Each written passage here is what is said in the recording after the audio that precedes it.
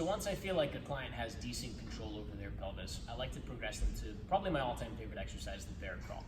Bear crawl has a huge number of benefits. Two of the main ones are just some dynamic core stabilization. So the core is trying to stabilize you as you're moving your opposite limbs.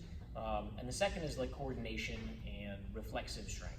So the coordination is really, really important because you're using that sort of cross pattern in your body that we call oblique slings. So that's right shoulder to left hip, left shoulder to right hip. And that's really important for transferring force when we're doing any sort of running or jumping. In this particular movement, I like it because we're not straight up and down. So gravity pulls down on us in this way. For the bear crawl, gravity is going to be pulling down here. So our joints are subject to slightly different forces on this than they are in sort of a normal training setting. So I'm going to have Blake Keane into a quadruped position. I usually teach this by having them do a bear crawl hold first.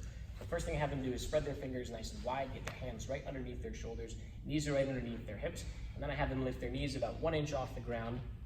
And if they're in this sort of a position where they have a bit of an anterior pelvic tilt, I'm going to say, okay, give me that posterior pelvic tilt, flatten that core a little bit more.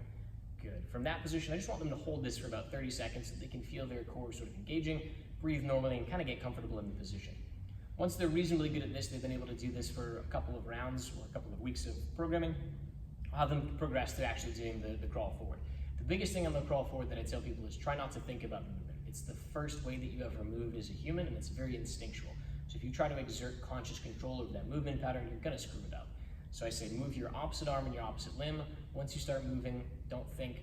Take little steps with your knees, because I never want your knees to be more than a couple of inches off the ground, really no more than 2 inches off the ground. And I never want your knees and your elbows to get more than about 8 or 10 inches away from each other. They should never be closer than that.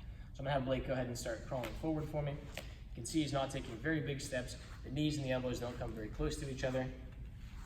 Good, bring it backwards. And I always have people do the backwards bear crawl as well, so they stay facing the same direction. There's some really, really good serratus recruitment. You can see that he's getting some really good wrapping around of that shoulder blade around the rib cage as he does that. Again, you're getting that dynamic force transfer. You're getting decent strength work for the shoulders, the triceps, and the chest. It's a bit cardiovascular as well. And there's a lot of different variations off that you can